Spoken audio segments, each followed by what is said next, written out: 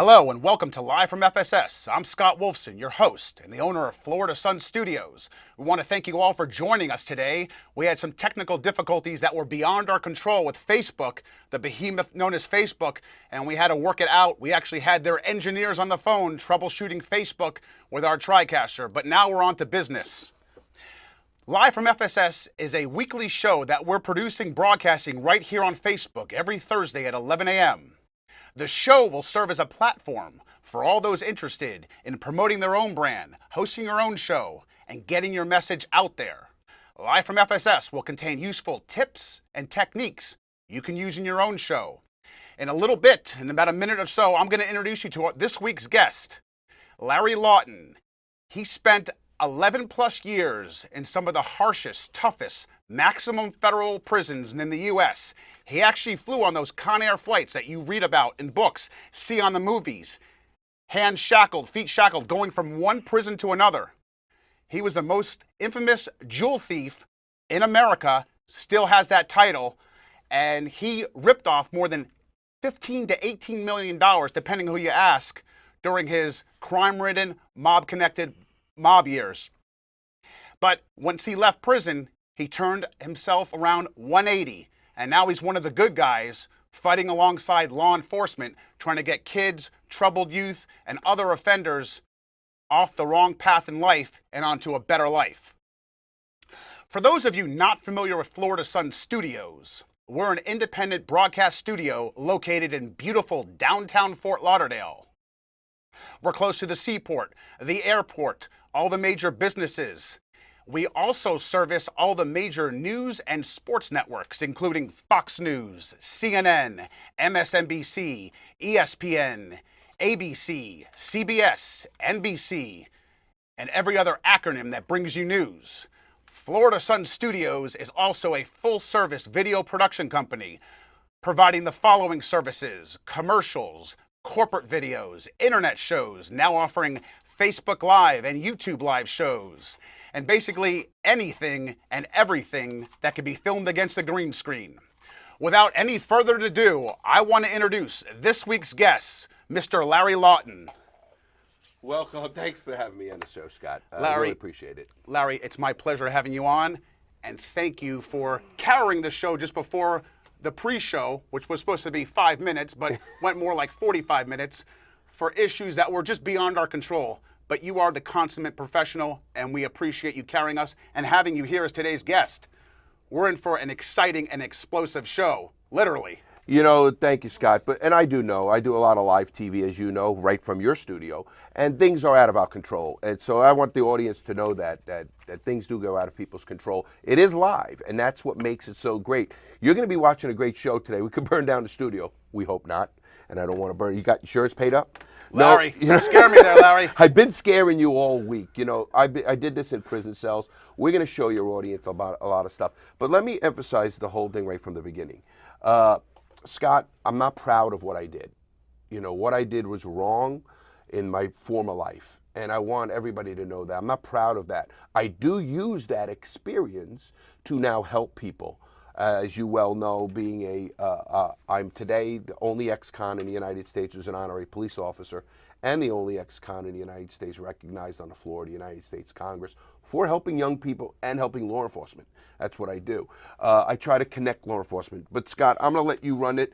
You tell me where you want to go. You know, I just want to let the audience know thank you for waiting. The comments I got were great. The people are watching are really, really good people. This will be up on YouTube for people to watch. And, you know, the people who are watching are part of why I do what I do, whether it's Paul Tellini, who runs what they call Kendall Post-Relief Specialists. He's a great guy, and what he does is help people today, post-conviction work, which is very important. I try to help people before they go to prison. That's the ultimate goal. But we're going to highlight things that are in prison, so it's going to be an exciting show. I just really am, I will do whatever I can for you, Scott, because I know what a professional this studio is. The best studio I've ever worked. And I've worked in studios from Orlando to New York, all over the country, a bunch of all over the country. And this is by far the best studio I've worked for. Thank you so much, Larry.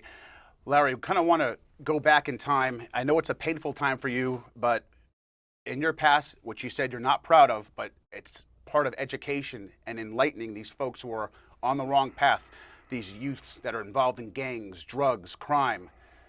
You're like the only person they'll listen to, and we'll get to that shortly. But take us back in time to when you were labeled, and still have that label, America's most infamous jewel thief. Take us back to that time. Well, why I'm labeled that is because I rob more money in jewels than any man in the United States. And that's why when there's any kind of jewel robbery, whether it was just the Kardashian robbery in Paris, all the networks, actually I did them from your studio, as you well know, even to the Australian Today Show had us on for that. But, I got involved in organized crime as a young age. I used to do football tickets. It was like, it's a little gambling game. You put $5 on 3, win 3, win 15. If you have 4, you put 10. I was 12 years old doing those tickets when I was a young kid in the neighborhood, going door to door to get $1 from a guy, and I was a hustler. And I got involved in that easy life and that quick life, and I got involved into the bad people. To bring people a little quicker to the robbery end of it, I ended up going into Coast Guard at 17 years old. After the Coast Guard, which I loved, and I'm retired, I got hurt in the service. I got retired, and in 1985, 86 is when because I was really doing illegal stuff when I was in, because I was stationed on Governor's Island, New York, which is, if people don't know, it's a little island right at the end of Manhattan, and it's where the Coast Guard station was at the time. I don't even think it's there anymore. And I really didn't have to work because I was on medical. So I was right back into the guys in Brooklyn and gambling. And then I was a muscle, and I was bartending and muscle for a guy, Willie the Weeper. And he sent me to a bar in Queens, off Queens Boulevard, called Luke's Piano Lounge. And they had card games underneath the place, and it was tough. Actually, the guy I worked for was one of the biggest bookies in New York, a guy named Mac. Mac used to take the layoff action. To let everybody know what that is, in bookmaking, and what people even don't know, bookmaking is like a gambling house, being a casino. What a bookmaker does is try to get $100,000 on this team and $100,000 on this opposite team. So now they win, because in gambling you have to pay a 10% vig to make the bet. So all of a sudden the guy who wins gets 100 grand, this guy gets the 100 grand, and they make the 10% vig. So they make 10 grand. What do they do if they get 150 on one team and 100 on the other? Well, if they don't do anything, they become a gambler, because then you're rooting for a team, and that's not what a bookmaker is. He's the casino. He's not a gambler. So what he does, Scott, is he lays that off to somebody. He laid it off to Mac, who was the biggest bookie in New York at the time, with everybody. And Mac would take $50 and $100,000 and negotiate the line. And I learned a lot about bookmaking, even what they call the nickel line. I talk to bookies today, they don't even know what the nickel line is. And it's they don't know the game. Now, you definitely lived the high roller's life, lavish lifestyle, drugs, money. Yeah, women, drugs, money, the whole works. But not everyone that lives that lifestyle robs more than $15 million in jewels. Take us to that point. Well, once I started making money, it went as quick as I got it. And that's the difference. I didn't care about saving. This is a true story. John Gotti once said, if I ever catch a mobster with a 401k plan, they're going to die, because mobsters don't retire. Well, they do. They go to prison. That's how they retire. They get out that way. That's the most, obvious way you can do it. And I went to prison for not telling. And I didn't do that for the mob, Scott. I want to emphasize that as well. I did that because I want to look in a mirror, and I wanted to be able to say to myself, I'm a stand-up guy. And it really works today, because I work with gangs and I work with young people. And if they knew I was a rat, they wouldn't respect what I did. And I tell the truth, and that's why we have the highest success rate of any company in the country. But that lavish lifestyle going to, I can't say it wasn't fun either. Limousines, homes, horses, boats, did anything I wanted, gambled. I lost $10,000 in 10 minutes. Didn't care. I might have threw a glass against the wall or something. But my point was, it went as easy as it came. It's funny how you bring up your loyalty, because loyalty and thievery, you were the most infamous. Still to this day, hold that record. They're a contradiction of terms. It's an oxymoron. In the English class, we learned that. Loyalty and thievery. Well, it's not. You could say loyalty and thievery is not. Here's how I look at things. If I'm your friend, my word to me means more to me than anything. Not money, not a person's, oh, I want to be advanced in business or stuff. My word means as much to me today and more than anything in my life. And that's where you're talking about the loyalty and the people. I don't judge people. I don't think anybody should judge anybody, because when I look at people, Scott, I know every one of them could have been where I went. Every person I know could have been in prison. And that goes for you and every congressman I've ever met, and senator, and every high official I have ever met. They've made choices that could have put them in prison. I had one man tell me, oh, I never could have been in prison. I never did anything wrong. I asked him, did you ever drive 20 miles an hour over the limit? He goes, well, I'm sure I have. But Larry, driving over the speed limit and going and robbing someone at gunpoint, I mean, they're both breaking the law, but bad there's choices. a difference. It goes to choice making. And we get that, yes. And we And want to... are they the same? No, but my point there was they can both go to prison. So there are people who go to prison, and people who judge me, Scott, because I went to prison, or shouldn't do that. I don't judge a person for if they went their choice making or past choice making or their color of their skin. I am the least prejudiced. I am the least judgmental person you'll ever meet. Well, as I've learned, and our audience is going to learn, and if you're just joining us now, we're live on Facebook, Florida Sun Studios, live from FSS with Larry Lawton, former infamous jewel thief. I love when you use the word infamous. Obviously, infamous refers to bad. When it's not like famous, it's infamous is the negative part of fame. Yes, infamous, I was a bad guy. Why don't you say the biggest jewel robber that ever was in the United States? Okay, we're playing semantics here. Okay, Larry. okay. All right. So, and I've had you in my studio quite a bit. And what I find interesting is that you spent 11 plus years that no person should ever have to go through. You were beaten, you were tortured, and that was by the prison guards. And what you had to do to survive, and I think, and what you've told me, that your loss of freedom, those 11 plus years, being away from your family, your friends, the anniversaries, the birthdays, not being able to be there during your kids' years of growing up, that had to take a toll even on a tough guy like you. You know, talk tough. When I come into a studio and I do this and I show people, you know, what we did in prison, and we'll get into that. And like you said, yes, a tough guy, a mean guy, can fight, can handle himself. But let me tell you, Scott, what hurt me the most was not money, not anything. I would get pictures of my daughter in prison, and she was in a recital in a little dress, and it breaks your heart. You know, you mess their life up, and it's not their fault. Obviously, you know, there is forgiveness, there is redemption, as I call it today, and that's the book, Gangster Redemption. But I also, you know, the things that hurt people most, and people don't understand this, and I'm going to tell you a little quick end of it. When I do my program called the Reality Check Program, we'll talk about later, the Reality Check Program, at the end of my class, I ask a person, what's the most important thing in your life? And I repeat that question 4 times. What's the most important thing in your life? And I emphasize, well, when I first started the program, Scott, I used to do that in the beginning. And some kids would say, I want a bigger house than my father. I want to be a rap star. I want different things. Well, after I explained to young people, and when I say young people, 20s are young, my life and what I lost, and it had more to do with my kids, my grandparents, my mother and father, you know, the things that meant more to me than anything. Ever since then, I changed. At the end of that, Scott, never once has anybody said anything except my parents, my mom, my husband, my children, if they have children, my grandparent. What it shows me is they got it.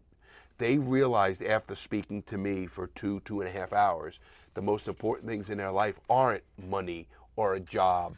Obviously, we all need that to survive, but the most important things in their life are their parents or their siblings or something like their success, something like their God, I get. And I tell people, if you're willing to lose the most important thing in your life that you just said, then keep making the choices you made.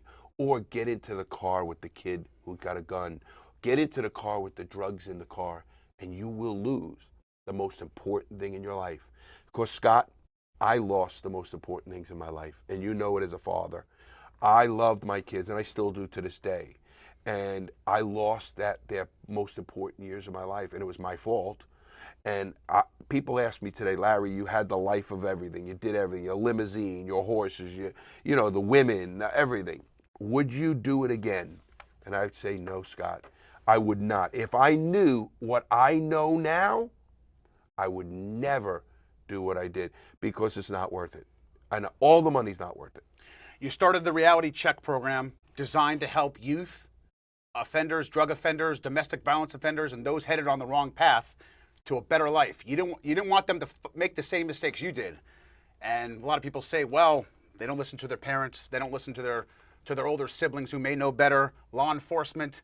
They listen to you because you've been there. You know what it's like. Now, we also have a clip, and we're going to go kind of out of order here, a behind-the-scenes look at Lawton's Law and what that's about. If we have a second, let's roll that footage.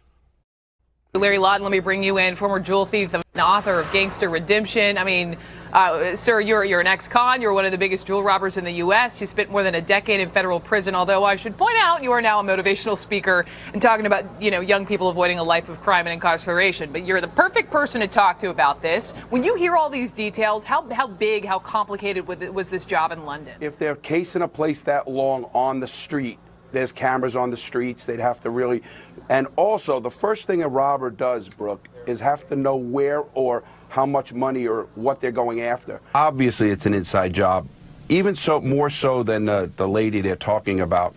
They had to know the schematics of that prison. Some way, somebody had to either make a mistake or give them the information. How do they know where the pipe is going outside to what, drain, where it's going to come out? Where are they going to meet? Does this lady really know the schematics or the back end of the prison? I doubt it. Do you suspect they're still in the area? From the beginning, I said they weren't where they were back then. If they are, they are hunkered down in one of the cabins, and they're ready to do what it's going to take. They already made it 17, 18 days, and they're not going to go peacefully, sadly. Do you expect that this will end with a shootout, or it will end possibly in the way that the standoff with Richard Matt ended?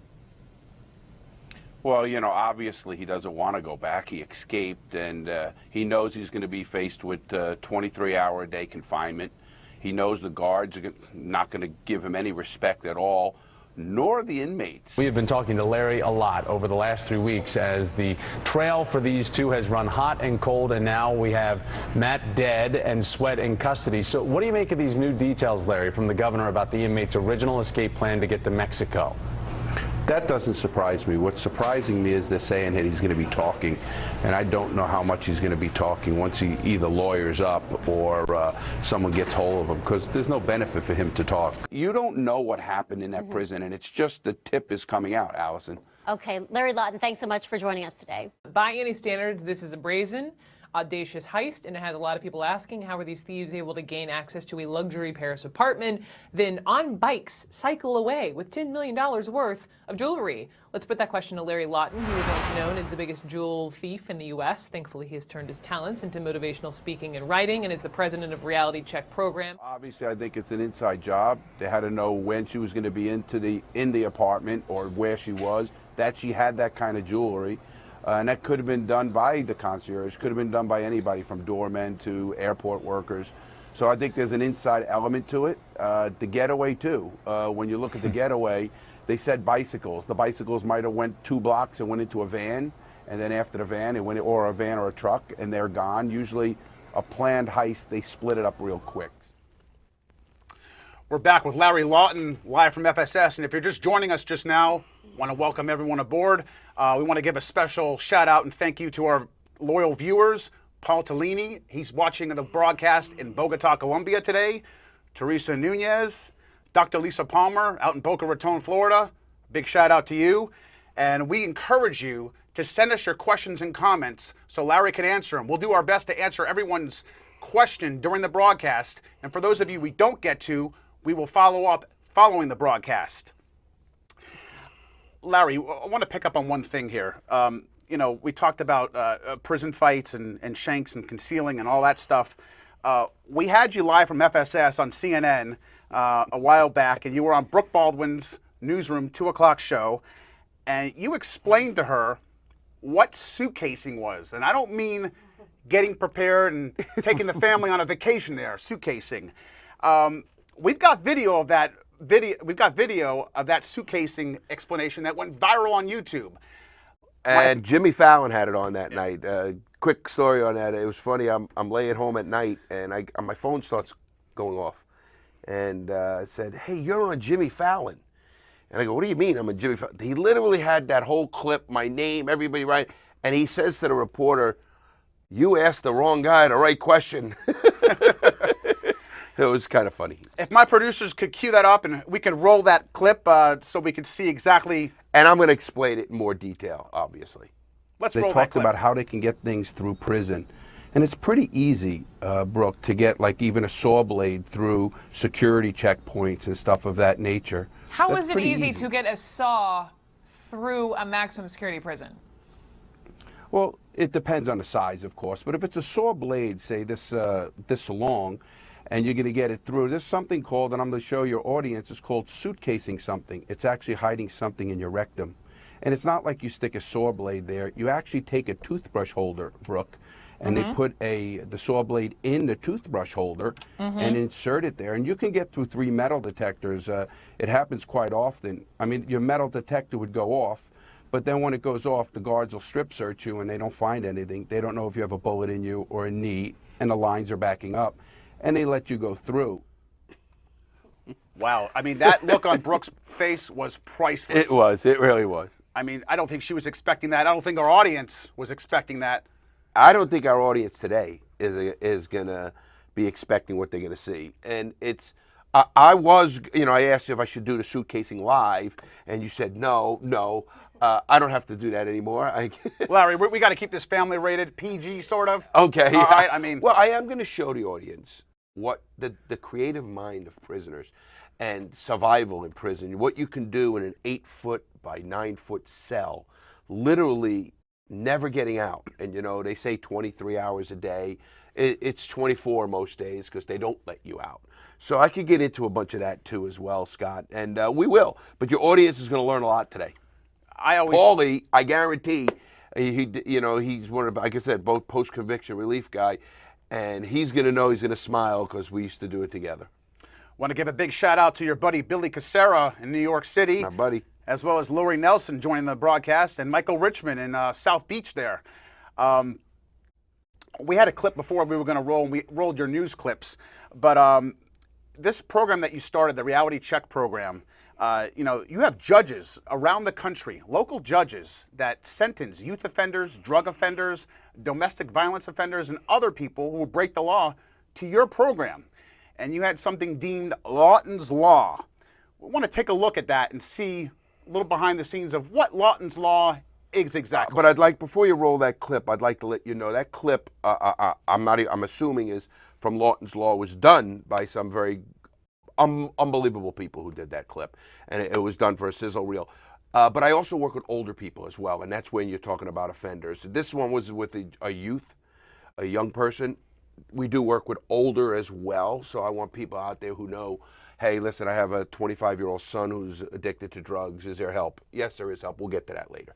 Let's roll that clip, guys. I'm Larry Lawton. I was in the mob. I was a jewel robber.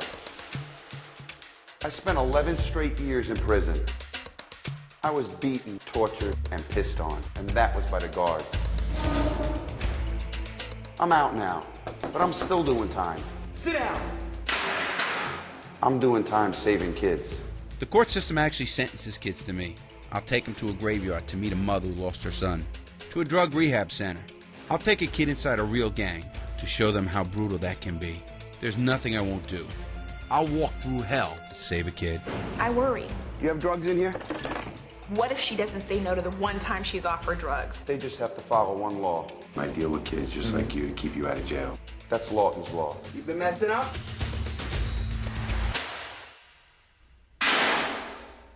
Wow, some pretty powerful stuff, Larry.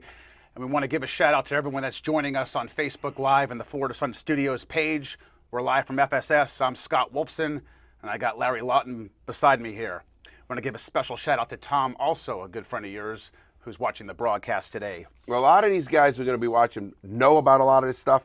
Obviously, you know, a lot of them stood by me in prison and didn't judge me as well. And we'll get into that later. But I don't know if anybody has actually seen me do a few of the things. Obviously, the suitcasing I'm not going to do live. That would be a good show, though. But we're not going to do that show live. But I will explain it in more detail and show people actually what we used. That's what's going to be great about this show. I'm going to show them, and we're going to do it. And hopefully we don't burn down your studio when we do it, Scott. God forbid. I'll kill you with my bare hands. It won't matter then. It won't matter then. I got a family to feed. You got insurance? I got a stepson who's got a bar mitzvah coming up. I got my son, Larry. We won't, but we have a fire extinguisher. We got Melissa here to help us. And the Broward County Fire Department. And they're on standby. They're on standby. We want to encourage everyone to send us your questions, comments, like the broadcast, share it with everyone, and we want to hear from you. Send us your questions and comments. Larry, you're an amazing guy. When you got out of prison, you did a total 180 with your life. You turned it around. In fact, you are the first and only ex-con to ever be recognized by U.S. Congress as they spoke about you. On the floor. On the floor of U.S. Congress. That's pretty remarkable. We've got video of that footage. Let's roll it. I want to draw attention to a positive program that helps young people make better choices. It's called the Reality Check Program, and it was founded by Larry Lawton of West Melbourne, Florida. In his youth, Mr. Lawton lived a life of crime and that ultimately landed him in federal prison for 11 hard years. Upon his release, Larry dedicated his life to helping kids everywhere make better choices by reaching at-risk young people before they make serious mistakes. Larry uses his experiences in prison to show kids the truth about where that path leads and what life in prison is really like. The Reality Check program has earned recognition from many in law enforcement, county and state judges, and of course families and possibly wayward kids. In Missouri, the Lake St. Louis Police Department enlisted Larry Lawton as an honorary deputy. Helping kids make better choices makes for healthier families, safer communities, and a stronger nation. I salute the program and yield back to balance my time, Mr. Speaker. Pretty interesting stuff there, Larry Lawton. Well, you know, it was amazing to be recognized on the floor of Congress, and as you well know, also honorary police officer. When I went up to Congress and I spoke to a bunch of congressmen, I was walking into Congress's offices, and we were really trying to let them know there are better ways to do things. There's better ways to fund the prison systems, to fix the prison system. Sadly, the United States prison system is one of the worst systems in the free world. And when I say free world, I'm not talking about, Cambodia or some place of that nature. I'm talking about places like France and England and Italy and Spain. Those are the places that have rehabilitative systems. The United States, sadly, is a broken system. It's broken from the get-go, and it's broken when you're in there. They give lip service to a reentry program, which they don't even use, and that's why the recidivism rate is so high. So that is another project of mine, Scott, is to help young people not go to prison. That is why I do what I do. Obviously, to fix the system, and it can be fixed, we just have to have people who listen. And I think we can do that, Scott. I really do. I think if they open their eyes and get a different perspective. Here's the problem we have. When you do something the same way and expect a different result, what do they say? That's the sign of insanity. Yep. And that's what they're doing. Obviously, the reason my program works is because if you want to fix your electrical work, you go to an electrician. When we were having technical difficulty with Facebook, you went right to the Facebook people wherever you went to. You went to the people who experience it and know it. I was ready to strangle them to death. When you want to know about what happens about making bad choices, being involved in crime or doing drugs, come to a man who experienced the consequence of that. Don't come to a guy who thinks he knows it, because they don't. You know, I applaud a lot of law enforcement, and law enforcement is the people who can make the most effective change in this country. And it has to come from the top down. And I will call out law enforcement. I will call out the bad law enforcement leaders who need to be, retired. The good ones, Mike Force, Chief Force, I'm going out to see him in a few weeks and work with Mike. He's one of the most progressive, I won't say progressive, he's one of the most proactive police chiefs in the country. That man cares. That man works with families and he works with his officers, and it's a different mentality of the police department. And that's the leaders that are needed in law enforcement. Without those leaders, I will call out. Luckily, we have some great leaders here in Fort Lauderdale, Florida, Sunrise, Florida, some places in Miami. Obviously, there are some that are stuck in, oh, let me see if it works. So you keep doing what you're doing, and you wonder why kids are running the streets, shooting people, and robbing things. And then you say, well, we're doing what we can. No, you're not. You're lying to the community. You are lying to the community, and you're lying to the people on your council. And that council should get the guts to get rid of the people who aren't making the proper changes. I can show them how to do that, and I do show them how to do it. And I am open to working with any police department that wants to help our youth make better choices and not arrest them. Obviously, Scott, I'm not here to tell you criminals need to be set free, because I don't believe that. If I belonged in prison, if you rob, you need to be held accountable. If you're doing certain stuff, you need to be held accountable. If you're a drug addict, that's a disease. Let's help that disease. Obvious, if you do something illegal to get the drug, you got to be held accountable for that. But let's understand why they did it. And let's fix the root cause. Otherwise, you're going to get him out of prison, and he's not going to fix his drug Putting problem. a Band-Aid on it, right. And not only that, Scott, we're sending him to a prison system that's not rehabilitating him. If you're a drug addict when you go to prison, you're going to be a worse drug addict when you come out if we don't get you the help you need. Because there's more drugs in prison than are on the street. And you're looking at me like, how are there more drugs in prison? What I mean by that, Scott, is if I wanted cocaine, I can go to the corner cell. If I wanted heroin, it's the third cell over there. Alcohol, up there. Marijuana, top tier. Everything is right there for the getting in a close proximity. And they will give it to you for free to hook you. It's an amazing, amazing thing in prison. We're going to talk about how you get it in prison and how it really works. But until we fix, and it's not about stopping it there. We need to get the help for the people. We need to change people. We don't need to ruin their lives. I know you have a whole smorgasbord of stuff that you, homemade prison stuff that you made. And before we get to that, I want to give a special shout out to a lot of Larry Lawton fans here. Diane, Chadwick, Jason, and Brian. Thank you for joining our newscast here. Larry, you're an electrifying guy. I mean, excitement. One more title we're going to add to you, which we didn't add before. You know, we said infamous jewel thief. We said, owner of the reality check program, a mentor to these kids. Honorary police officer. Honorary police officer. But I got to show the audience, because people go, are you really? Now, if you look at this on that thing, that was given to me by the Lake St. Louis Police Department. And I'll tell you what, I was on a show with the chief of police. And they asked the chief of police about the program. Obviously, he came to Florida. He vetted my program. He did his due diligence. He's an amazing guy. Well, what a lot of people don't know, Scott, is I had to vet that police department. Because you have to know the character of the chief of police you're working for. Because I, as a man who has a good reputation with people of all the community, and even the people that dislike the police, I always tell the people who say that to me, well, Larry, the police, I hate the police. I said, hold on. If your house gets robbed, do you call 411 or 911? And they all say 911. With that said, we need the police. Obviously, when that police comes to your house, you don't want to be worried about that police accusing you of finding something or doing something illegal there. You want him to help you. Our police need to be proactive in helping people. So when I received such a great honor from Chief Force and Assistant Chief D. Giuseppe, the two great guys up there, those guys are so proactive and they help the community. The chief of police told me a story, and I have to tell it. He said, Larry, when I hire a police officer, I know he can put handcuffs on a guy. I know that he knows how to read him his rights. I know he can shoot a gun. He goes, I don't care about any of that. I don't even care if he knows how to do it.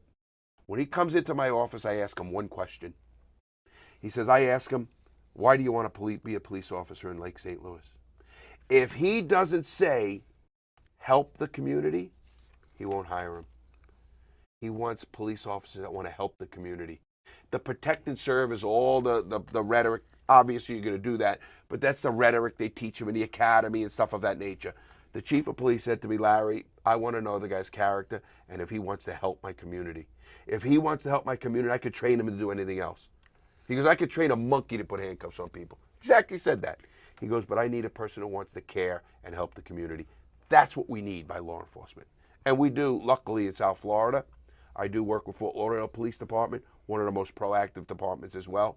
The former chief, Adderley, was a great guy, and the new chief, Maglione, they're very proactive with programs. Obviously, law enforcement is part of it. It's like the old weed and seed program. Let's get the bad guys out, but let's put good things in there, and they work with me. Well, Honorary Police Officer Larry Lawton of the St. Louis, Missouri. Lake St. Louis. Lake St. Louis. Lake St. Louis County, right? Lake St. Louis Police Department. In St. Charles County. In St. Charles County. We have footage, an edited package that one of the local affiliates there edited of you commemorating your swearing-in ceremony. Oh, let's roll that footage.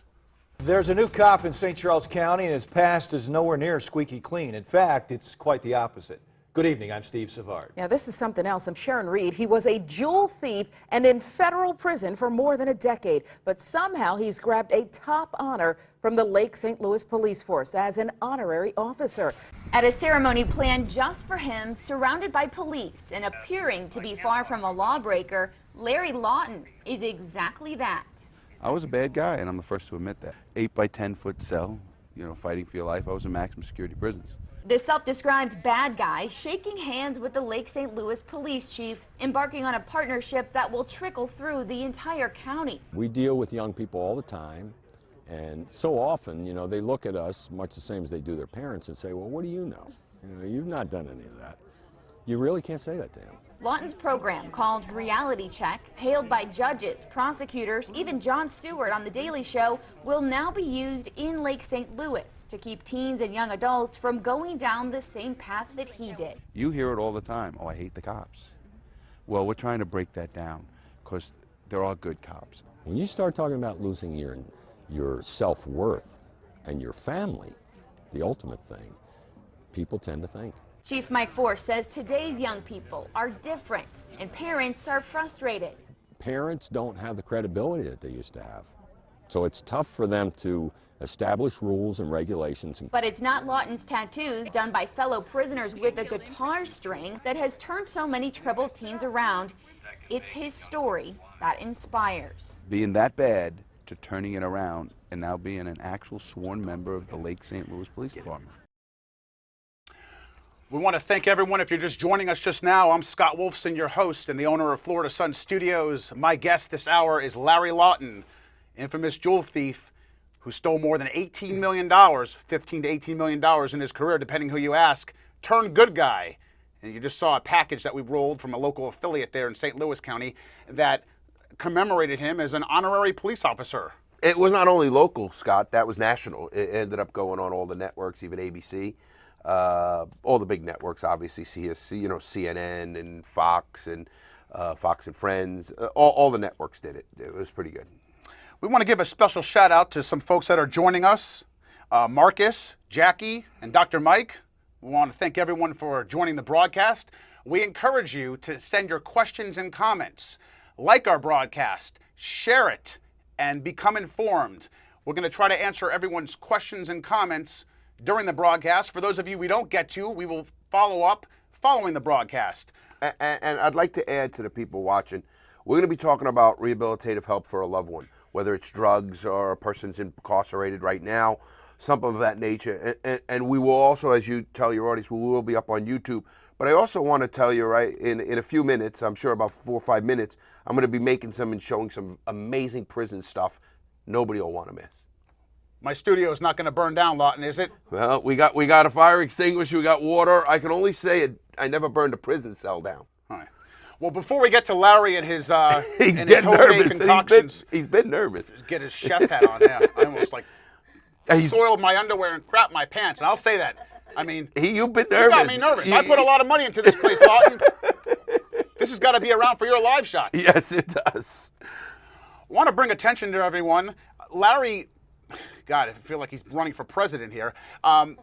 there was a New York Times bestseller. Maybe I could do it. Peter Golenbach, and he wrote a book with you, and it was titled Gangster Redemption. We've got some video of that, and I want you to talk about the book. I read it. It was a tearjerker. Really? Yeah, it really... Informative. It was informative, but for someone who's not of the criminal mindset, myself, it had me thinking, God, it was what you went through. I mean, you lived the high life, and then you see all that, and then you see, like, the doors close. You're living in that 6x9 cell, and there's nobody. Isolation, torture. I mean... Yeah, but, you know, I want to emphasize this. I was a bad guy, so I don't say I was ever in prison unjust. There are people in there who are innocent, but that's another story, another show. Also, I want to emphasize that, yes, I mean, from being tortured, strapped down naked, beaten, and peed on by guards, I still don't judge all guards, because there were guards that saved my life. There were a guard there, and I'll never forget he saved my life. He used to talk to me at night, open the chute door when I was probably at the worst of my time. And he probably saved my life from killing myself. And I'll be the first to say that. And that's hard, Scott, because now you are bringing back memories of some things, you know, friends dying and stuff of that nature. So, okay, obviously you're going to go to the book. So I just wanted to let everybody know that the book is very powerful, very powerful. Interest in it for a movie a long time. That's a whole process in and of itself. I'll let it play out to where it goes. But it's a great read, as you know, and it's very informative, and it does show, as I tell everybody, people do change. And that is the emphasis of that book. People do change. And as I say to people every day, Scott, you're 20 years old, you think you know it all. You hit 30 and you look back and go, what an idiot I was at 20. Well, when you hit 40, you look back and go, I still didn't know anything at 30. Well, when you hit 50 and you look back, you say, man, 40, I thought I knew it all. I was still an idiot. Well, I'm 55, and I still don't know it all. And you know what? I keep learning, and I think what happens is in life we all change, and I want everybody out there to know, Scott, that young people, and if you have a loved one out there on drugs at 30 years old, 34, I got out of prison at 46 years old, and I changed. And people can change, so don't ever give up on a loved one. You were given that second chance. A lot of folks may not have that second chance. Absolutely, and that's why I do what I do today, to try to prevent young people from going to prison, Scott. And I think that's important. A special request, Larry. This book, my only copy here, hopefully you'll replace it for me, because I want to have it on my bookshelf. A friend of mine, my wife's, our dear friend, Marilyn Shear, if you're watching, I promised Larry that he would autograph this book for you, and I'd send it to you in New York. So this book's for her, and after the show broadcast, I want you to autograph this for Marilyn, and I'll send it to her. Absolutely. People can go. To get the electronic copy is pretty easy, too. Obviously, you just go on Amazon or wherever. It's sold everywhere. I mean, Barnes & Noble, whatever bookstore it is, they're everywhere. But, the book is a great, easy read, as people say. Most people, I have people who haven't read a book in 30 years, they tell me, and they read this book in 2 days because they love it. They can't put it down. And because it's an exciting story. It has everything. It's a real life story. And it's a real life story. It's not reading fiction. No, it's not. The whole book is 100% true.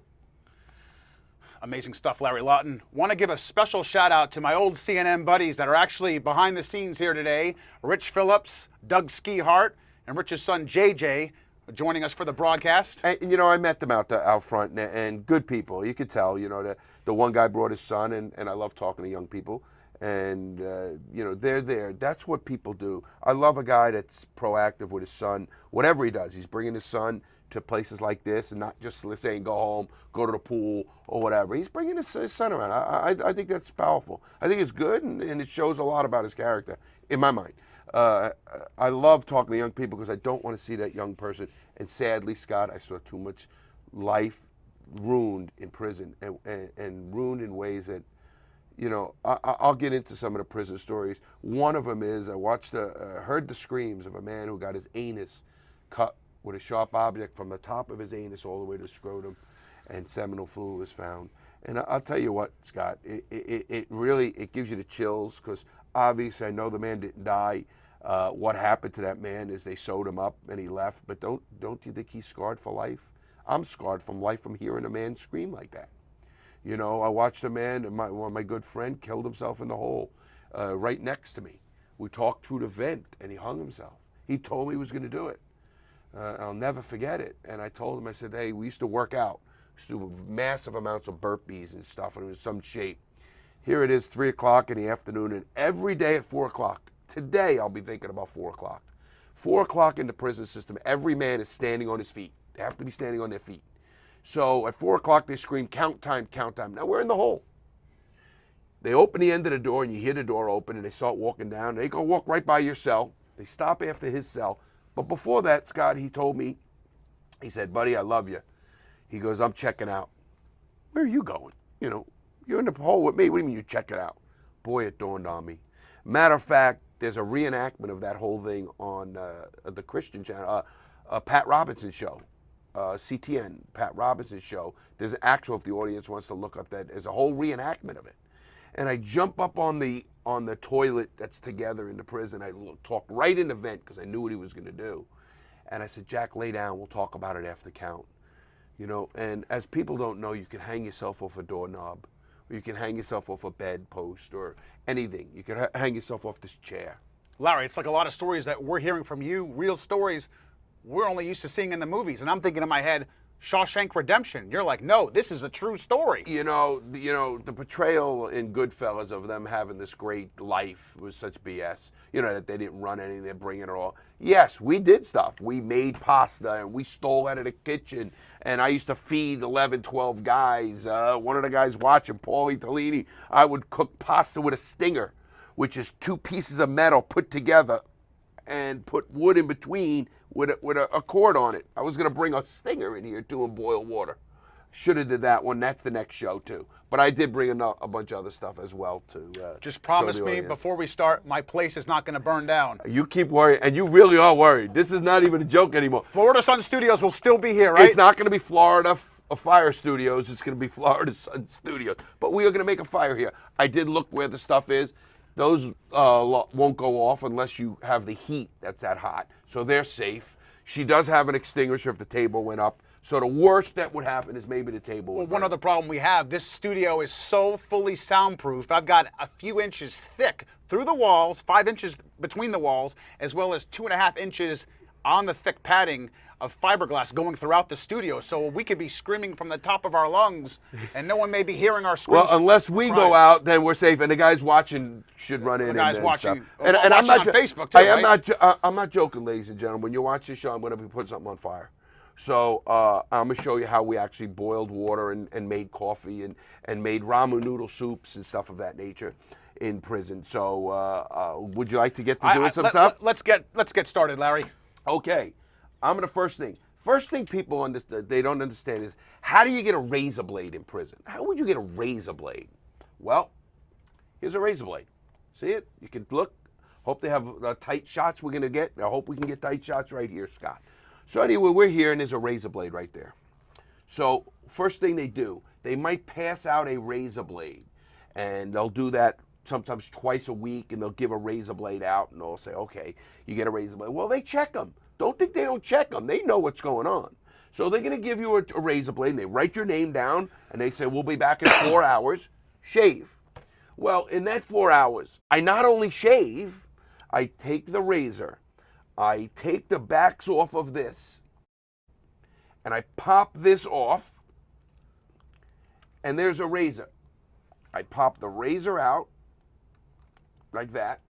What I do is I take a piece of silver paper. Let's say it's from a magazine or something of this. This is actually from a cigarette case, but no cigarettes anymore, so now it's magazines. Like you'd get a magazine and it'd be a glossy page in there. You then put that in here, you put this back, you put it back together, and then the guard looks in, sees the thing, and he puts it in the bag. So you're checked off. You gave the razor. In the meantime, Larry Lawton now has a razor blade in his cell. What is a razor blade for? It's one of the most important things you can have in a prison cell. It is your knife. It is your pencil sharpener. So you need this. It's literally a pencil sharpener. I use it for cutting up these other things. I'm going to show you how to boil water, cutting up a sheet, cutting up a cup. We have my assistant Melissa is going to start handing me stuff like a cup here. We would get these cups of coffee or juice. You get 2 cups in the morning.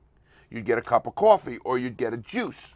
You know, continental breakfast at the prison? Sure, when they pass it through a chute in the door, Scott. So now in here you'll see a hole. So which camera are we going to use? This one? So here we put it in a hole.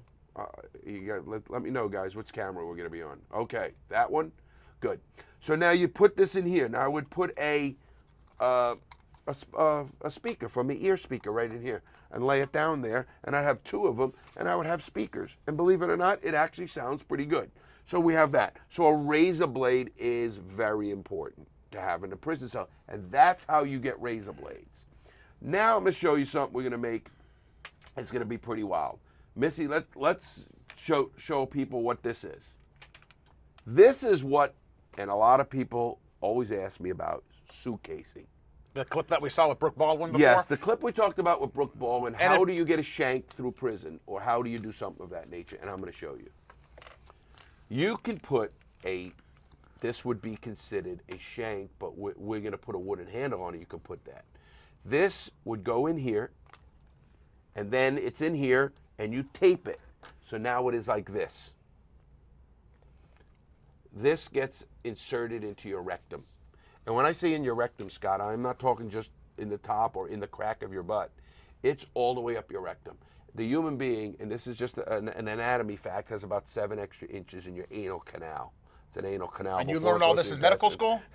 No, I learned this in a better medical prison medical school. Okay. So this then gets inserted in your rectum, and you can actually walk, and you will get through 3 metal detectors, as I said, Scott. And what would happen then? You get to the yard, you squat down with your friends to tie your shoe, and you pull it out of your rectum, and you have a wooden handle along the path. And the reason you have that wooden handle along the path is because if you left the shank in the wooden handle, the guards run metal detectors throughout the yard when we're locked in. At night and during count times, they'll run metal detectors. They know what's going on. But it's not going to catch wood, so it just goes past the wood. If the metal was in it, it would get it. Because if you get out there and you don't have your handle, or if you didn't have your shank, you can get killed. I ended up having to stab 2 people in prison, and I've been stabbed. So I survived prison, Scott, and that's the difference.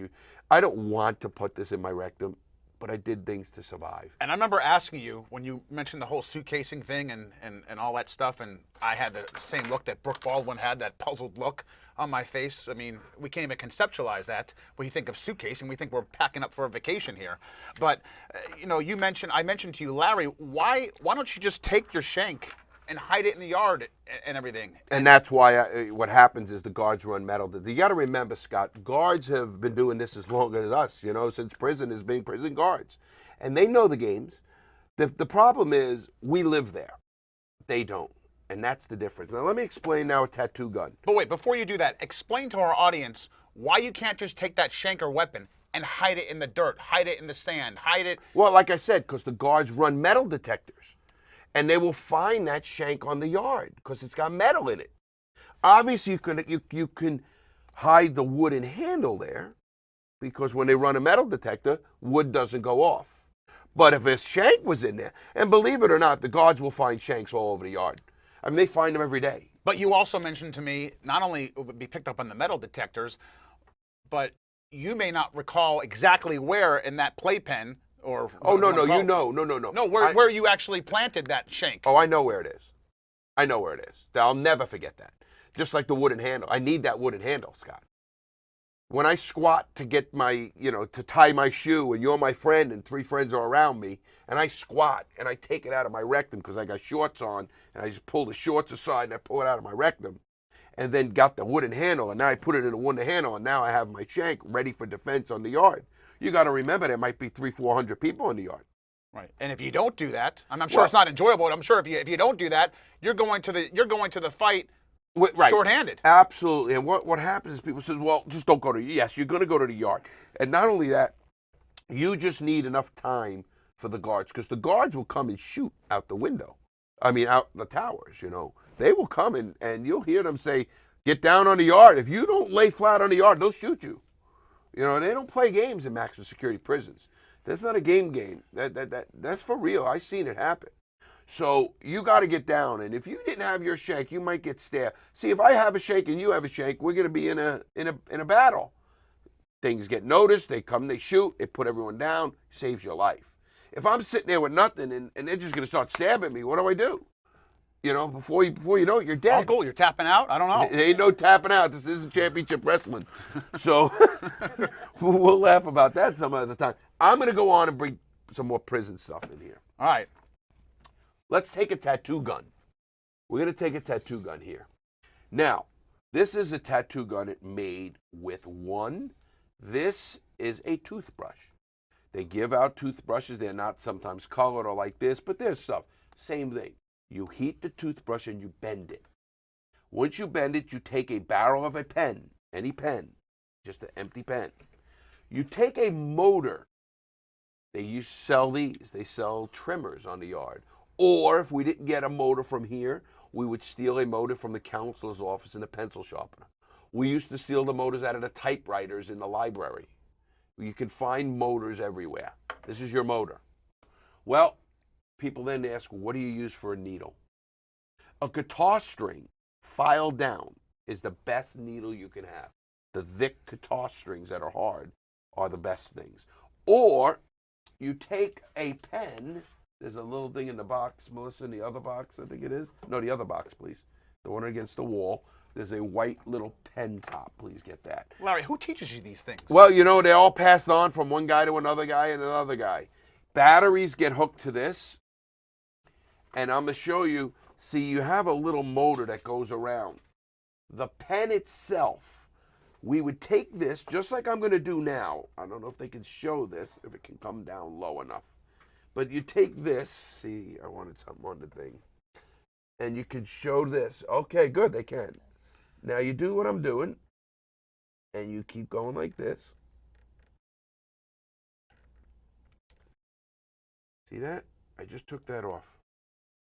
Now that goes on here, Scott, and and when you add the guitar string in here, it's a tight fit, and then it can go around.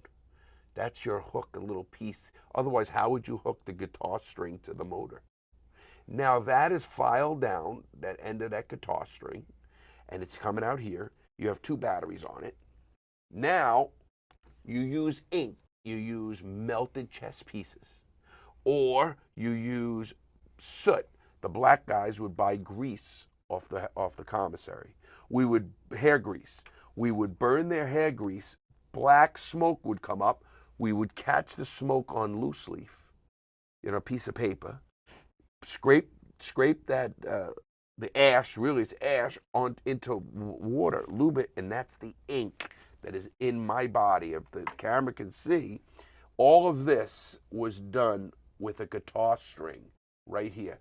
See, this, all of this was done with a guitar string. You did that yourself? No, another person did it with this, Scott, just like this. Tattoo gun.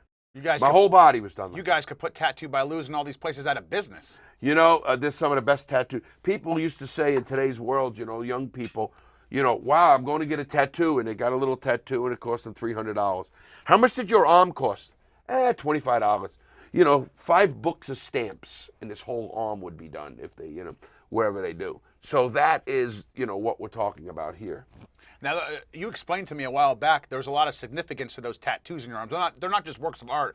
They're not gang tattoos. I was not in a gang. I was associated with organized crime, and that's the crew we used to hang with.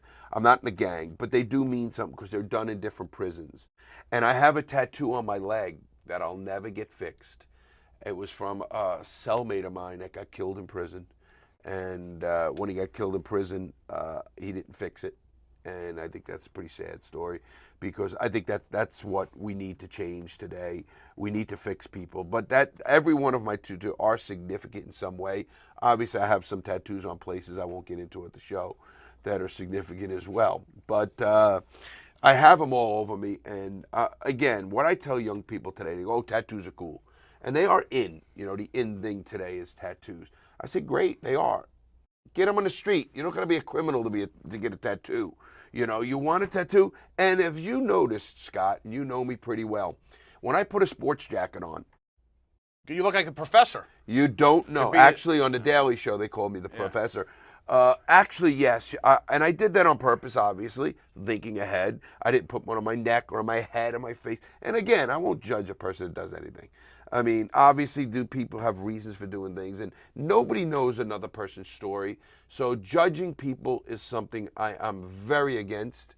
I don't judge anybody from sexuality to race, creed, or anything. I just disagree with that. I think we all should live a life. We live a short enough life without being judged by everybody else. Someday we'll be judged by the ultimate maker, I think. And I think that's important. Let me get on with the show. I'm judging you on your skill making here. Now we're going to get on to something different. I'm going to show you how to make coffee in prison. Missy, can you get ready in the Thank bucket, God he's please? not going to burn down Florida Sun Studios. Oh, yes, that's what we're doing. Oh, God. Okay, Scott. Over here, Missy. What's going on here? You're making coffee? Missy, over here. Decaf or regular? Okay. You take a sliver of this cellophane that you can get off of a Hershey bar or a pack of cigarettes, but the cigarettes they don't even sell anymore, but a Hershey bar in prison. You know, it's wrapped in that silver. That's what this is, as your audience can see. You take that and you take a battery. The battery, you take the cover off the end of the battery right here. I'm trying to get this camera. Well, that's a trick battery there, No, Larry. Look, the battery, it's a regular battery. Let me just inspect it. Inspect the battery, Scott. All right, it looks like a AA alkaline battery to me. That's all it is. All right, just got to make sure. Well, we don't want to burn you because I'm going to burn this and get ready with everything. The bucket's right here. So you got enough water? Yeah. Then you take this, and it could take 2 or 3 times, but you go like this.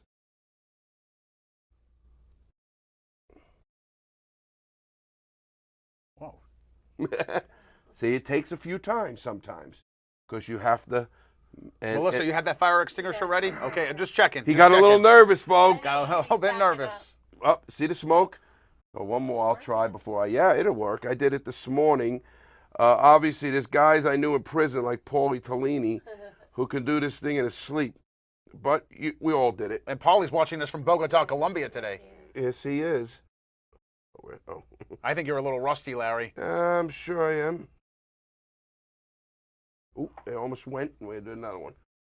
Did you see that? You smell it? Yeah, we're not lighting the candles on a birthday cake here. So you put that here.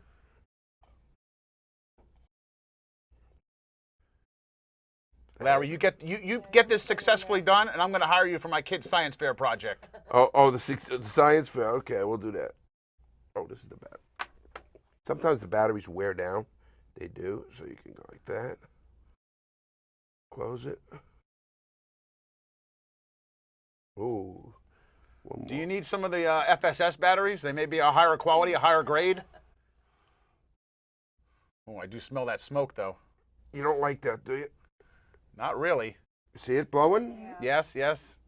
Yeah, this is what you do. And it might take a time. It depends on me because I didn't cut them up this morning. I did them a little bit later. You're a little rusted there. I don't know about rusted, but see, you got to have the metal on metal. It pops on. You need another battery, maybe? Maybe, but we're going to just do it. We have a little time here. I am rusty. I'm sure Paulie's laughing. He used to be able to light a cigarette with this. Paulie was good.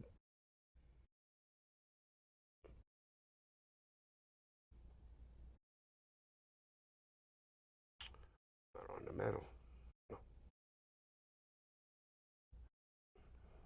Hey, guys, if you could hear me in the control room, let's maybe get a couple batteries out of the closet and help Larry out here, maybe with a better battery. That's okay. We'll get it. As you could smell in the studio to the audience, am I right, Scott? I smell it. Oh, did you see it? Yeah.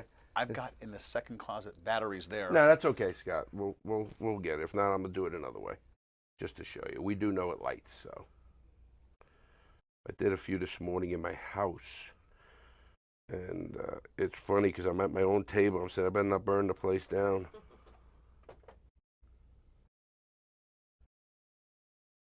See it? Yeah. Okay, let's just do it. Give me the lighter.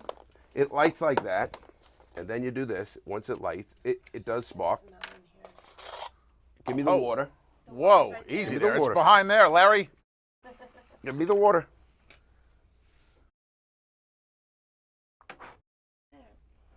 This is filled with water. This will actually not burn. This is now boiling the water. Now look how nice that's burning, Scott. Okay. That's what they call a burner in prison. Paulia, you got to be smiling. We used to use these burners in the hole all the time. Now as this goes, I'm actually boiling the water. See that? It's not going to burn the container. It just boils the water. Because in science, it won't burn anything. It only will burn, it's not going to burn the thing. It only, so it's boiling the water. And that water's boiling. Let me turn this down. And then, Missy, give me a cup.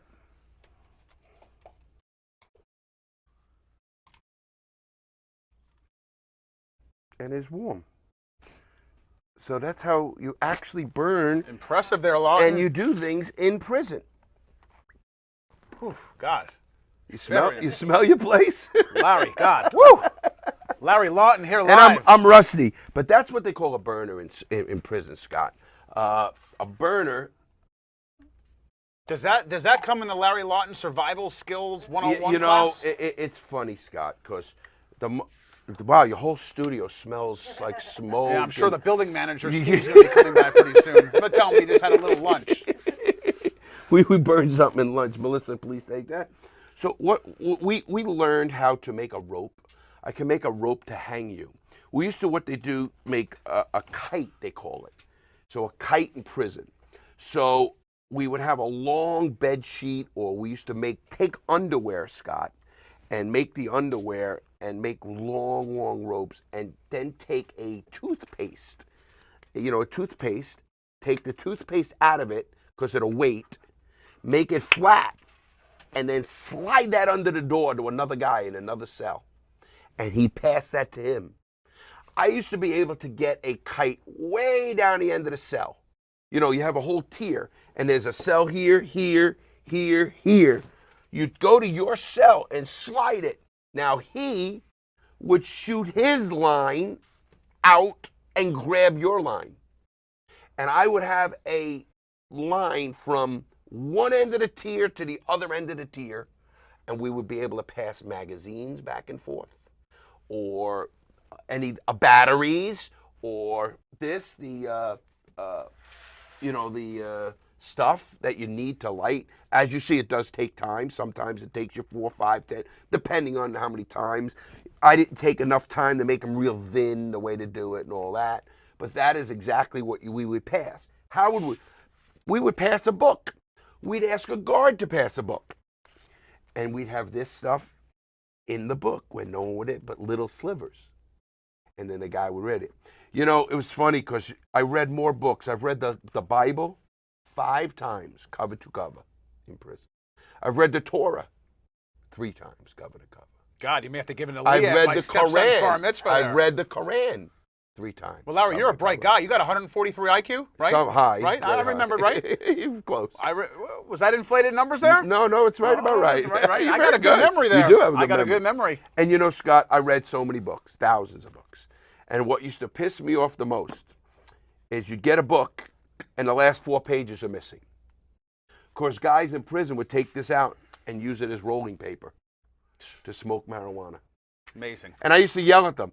I cursed down the whole tier. You idiots, you screaming, why don't you rip the page out of the middle? They rip it out of the end. Yeah, you didn't need a book burning like Ray Bradbury's Fahrenheit 451. They just No! ripped the pages out. No, my point was, don't rip the last pages. That's the part of the book you need, the ending. Right. They rip them out here. I don't care. There goes the climax and everything. Larry Lawton spent the whole day reading and. Oh, I used to read sometimes a book a day. And what happened, Scott, is I got to stop reading. I learned to this day, now I read, and I go slow. Because I enjoy to read so much, I don't want it to end. You know, obviously, that's the point of books. But that's how people, we also would get the toilet paper, Missy, please. With this toilet paper, we would use for the wrapper that comes in the toilet paper when they give you a single roll. Right. That's perfect for rolling marijuana joints. It's the cover for cigarettes. Obviously, they don't give them. But they get lazy too. You know, guards are not paid enough. Guards aren't, I hate to say educated enough. Some of them, obviously. High school diploma gets you a guard. But, you know, because of that, they don't have the, man, it smells in here. Well, they don't have the instinct. They don't have the instincts or survival set skills that you have. No. You know, we live there 24/7. I have friends of mine that are guards, and they'd catch us, and we used to laugh. And obviously we knew, and we paid off guards. A lot of people ask me the great questions. Larry, how do they get drugs in prison? That's the big question I get. Well, there's three main ways, Scott. Obviously, one way is paying guards. There was a guard in Atlanta prison that was getting paid $1,000 a week. A week. A lot more than he's getting paid to bring in a package. Well, thought he was bringing in a small package of marijuana. But what he didn't know, inside that marijuana, there was heroin. And let me give you why it means so much. A paper, they call it, of heroin, which is a little paper, it's a heroin, it's a hit. Costs $25 in prison. A gram of heroin on the street would be about $100. A gram of heroin in prison is $1,200. Jesus. And people have the money. People do have the money, or their family has the money. I speak a lot to families, and I like to let them know. Obviously, if you're a person, if you're a loved one incarcerated, I will show you how to communicate, how to send them money, understand, because they're going to call saying they're going to get killed or this. A lot of different things are going to happen. And the way money is transferred, it's not just sent to you in prison. It's what they call street to street. Scott is in prison with me, and Scott becomes a heroin addict. And Scott's family, I find out, is a nice family or whatever. And they're not going to want Scott to get killed in prison. So Scott becomes a heroin addict, and all of a sudden he owes me $300, $400. Scott, you don't send it to me in prison. You send it to a person I know in prison. It's called street to street. So you'd call your mom and say, hey, Mom, I really need this bad. I need $300. I'm going to do a course in legal work or something. You know, BS your own family because you become a pro at it because you're an addict. And now you get that heroin and you give that money to the mom, you know, to a P.O. box that I send it to her or a person I send it to. So your mom sends it to Melissa, and she gets a check for $300. And that's how it works. So in prison, they get it that way, one way with the guards. Also through a visiting room. When you meet a person in a visiting room, they have what they call a contact visit. Now, when I say contact, I don't mean a sexual visit. That means you're in the same room, and when Melissa used to visit me, she could hug me. That was it. And then she had to sit across from me. She couldn't sit with me, but she gets to hug me when I walk in the room. Well, how it is done, obviously, I did not do this, and I'm going to get that straight. I would never put my family in jeopardy, obviously. What they do is a woman would take heroin, put it in a female, with a Kotex. It's a Kotex, the plastic thing, Kotex holder, inserter, whatever that is, tampon. So they would take that heroin, put it in there. The woman would insert it in her vagina to come into the prison. Jesus. She gets searched and everything. Dogs won't find out or anything. Wow. She gets into the prison. Now she's waiting for me to come out. She goes to the bathroom, whatever, they can do that. She takes it out of her vagina. And what does she do when she hugs me when I come in? She slides her hand down my back pants and slides it up my rectum. And the reason that is done is because the inmate is searched going out to the visiting room and coming back. Right. Visiting, search, totally, strip search. But now it's in my rectum. That's one way. Another way it's done, my person would know that the vending machine sold M&Ms in the yellow bag, M&Ms. Well, she at home would go make little balls wrapped with condoms, you know, the rubber, and balls of heroin or marijuana or something of that nature, and fill the bag with those balls, little balls, and seal it. You can put a lot. You can put 20 of them in there, and seal it with glue. She'd bring it into the prison because she's got her bag, and they'd look, they'd see it, it's good. She'd go up to the vending machine when I get in there. She would buy that brand, come back, switch it, and give the brand to the person. The person would eat them, drink water, eat them and drink water, and they would flow. You'd get back to the prison, and they'd come out of you. They would come out of you. Now, also, there was one guy I'll never forget. This guy ended up bringing 6 quarter rolls. You know what a quarter roll is? Yes. 6 quarter rolls full of packed weed inserted in his rectum. It went all the way up into his intestines. 6 quarter rolls. That's insane. He came out and went to the bathroom. He looked like a slot machine. He kept coming out. And it was all marijuana. And if the guards would have got him, he probably would look like a piñata. and they come and they did that. Larry, we can go on and on. Want to get to a question from one of our viewers. First of all, a big hello to Joe and to Brian Krishner. Brian has a question for you, Larry. Sure. Hey, Brian, how you doing? He wants to know what you think about privatizing prisons. The short version, Larry. Short version is it's the worst thing this country could do to people. When you put a profit margin, and there's a bottom line profit margin on keeping people incarcerated, it is the worst thing you can do. And I know about private prisons. I visited private prisons, and obviously they're going to say, well, no, we're going to try to this, we're going to do programs. That is all BS. Their bottom line is number of people in their prison, and that is what is wrong, Scott. When you put a person into prison, and you have a bottom line to put that and keep that person in prison, it's wrong. I'm being told by our producers, and I don't know if Facebook still holds us to that 90-minute limit, but if we are, we apologize. We're going a little long today. But I want to thank Larry for joining us today on set. We're going to have you back. Absolutely. And we want to invite you to join the discussion. Visit our Florida Sun Studios website at floridasunstudios.com. Join our newsletter. Become active, involved. Send us your questions and comments. My stuff. And Larry Lawton's website, too, which is realitycheckprogram.com. They could put that up. realitycheckprogram.com. I don't know if they have it. That's the Twitter. Sure. In the bottom. realitycheckprogram.com. Check it out. Please, we help police agencies and families all over the country. We will be broadcasting this on Facebook. We're going to repurpose it on YouTube as well as future blogs, my website, Larry's website. Next week, join us Thursday, April 13th at 11 a.m. Eastern, 8 a.m. on the West Coast for you early birds. I've got a special guest, my friend, FSS VIP, A-list criminal defense attorney, television legal analyst, my friend, your friend, Mark Eiglarsh will be here on set next Thursday, 11 a.m., April 13th. We want to thank everyone for joining us today. We appreciate you staying with us through our issues we had with Facebook, which were beyond our control, but we want to thank all our loyal viewers and also thank Larry Lawton for carrying the show for the first part of it. Actually, the whole part of it. It was all about Larry today, but we want to thank everyone for joining us, and we hope you have a great weekend, and we will see you here live next Thursday.